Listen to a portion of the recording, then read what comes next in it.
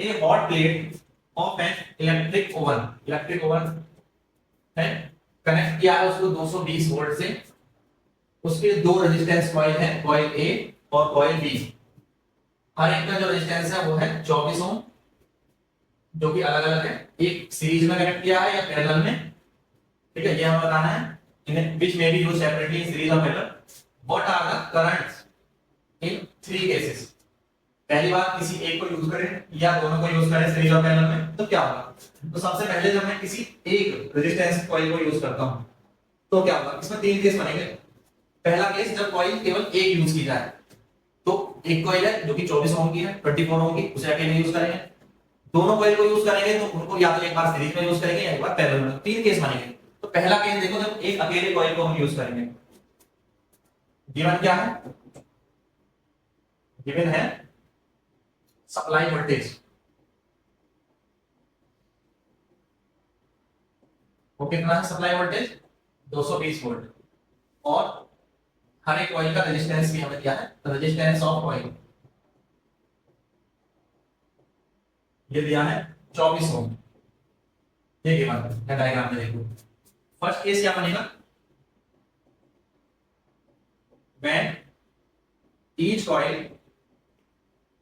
is used separately।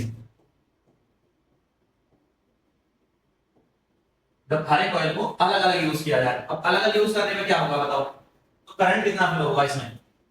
हमें V की value पता है, R की वैल्यू पता है, तो हमें I की वैल्यू निकालनी है अकॉर्डिंग टू ओम्स लॉ।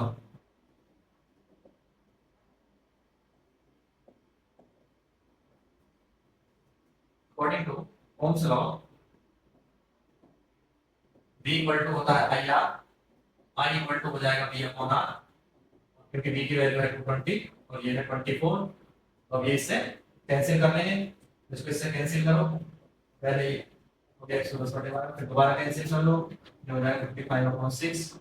अब फिर से कैंसिल करो, I की वैल्यू आ जाएगी 9.1 और 6 54 1.4 आ गया 4 6 9.16 एम्पियर। फर्स्ट केस में करंट की वैल्यू क्या होगी, इसको चाहे आप I1 मान लो, फर्स्ट केस में करंट की वैल्यू I1 ले लो, I1 की वैल्यू आ गई, ठीक है, 9.16 एम्पियर आ गया। अब सेकंड केस क्या बनेगा देखो। सेकंड केस इस क्वेश्चन में क्या हो जाएगा, जब दोनों जो कॉइल है उन्हें हम सीरीज में जोड़ते हैं।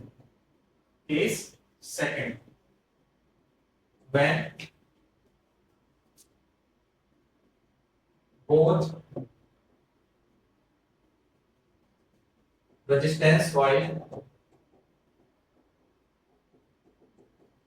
coils are attached in series। अगर सीरीज में हम कनेक्ट करते हैं तो हमें सबसे पहले निकालना पड़ेगा इक्विवेलेंट रेजिस्टेंस। इसलिए इक्विवेलेंट रेजिस्टेंस क्या हो जाएगा, ये हो गई कॉइल R1 और ये हो जाएगी R2। इक्विवेलेंट रेजिस्टेंस R जो आ जाएगा वो आ जाएगा R1 plus R2, 24 plus 24, value मिल गई 48 ओम। ठीक है, R की वैल्यू कितनी आ गई, 48 ओम आ गई। ये चीज क्लियर है। यहाँ पे हमने इक्विवेलेंट रेजिस्टेंस निकाल लिया, सीरीज में क्या होता है जुड़ जाता है। अब दोबारा से हमें करंट की वैल्यू निकालनी है, तो करंट क्या होगा अकॉर्डिंग टू ओम्स लॉ, ठीक है,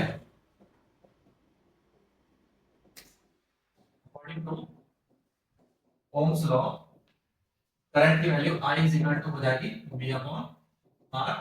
V की वैल्यू है 220 और R की वैल्यू यहाँ पर 48। अब इसको करो, ठीक है, तो 4 से ये कैंसिल हो गया, 4 से और 4 से ये गया हमारा।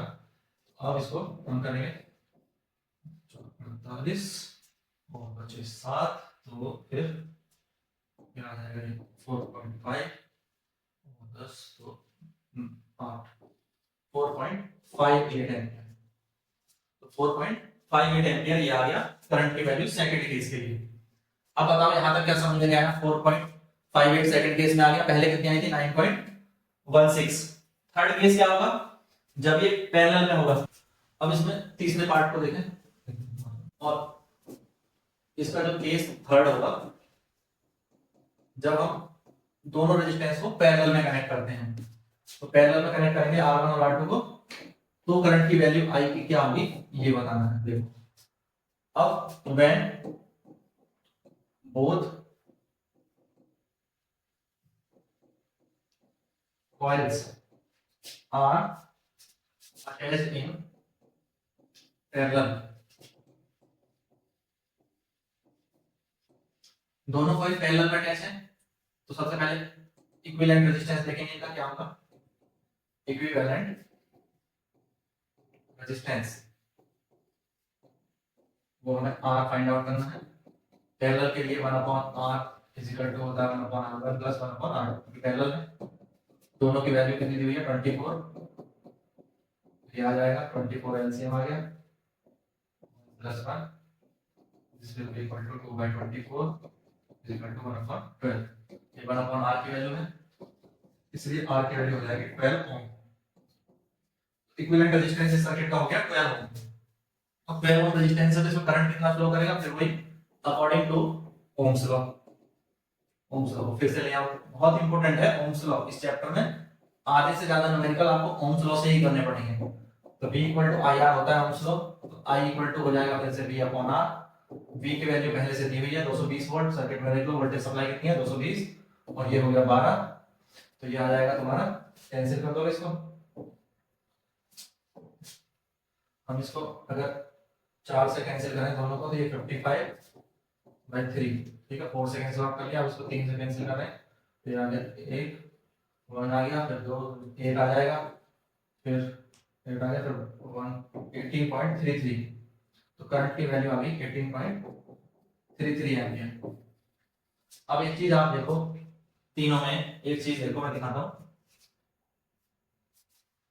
यहाँ पे रेजिस्टेंस कितना है, इक्विवेलेंट रेजिस्टेंस 48 ओम, तो करंट कितना है 4.58 एम्पियर ये वाला, ठीक है। और दूसरा, जब रेजिस्टेंस बहुत ज्यादा है तो करंट की वैल्यू कम है, यहाँ पे भी देख लो, जब 24 ओम रेजिस्टेंस है तो करंट की वैल्यू 9.16 एम्पियर है, और इसमें देखो, इसमें देखोगे तो यहाँ पे ये 12 ओम रेजिस्टेंस है, पैरेलल में रेजिस्टेंस सबसे कम होगी तो करंट की वैल्यू सबसे ज्यादा होगी, यानी ये यहाँ पे जो रेजिस्टेंस है वो इनवर्सली प्रोपोर्शनल है किसके, करंट के, यहाँ कह सकते हैं करंट इनवर्सली प्रोपोर्शनल है रेजिस्टेंस के। जैसे जैसे रेजिस्टेंस की वैल्यू बढ़ती है करंट की वैल्यू घटती जाती है, और अगर रेजिस्टेंस की वैल्यू घटती है तो करंट की वैल्यू बढ़ती जाती है। ये चीजें इन जनरल आपको पता होनी चाहिए।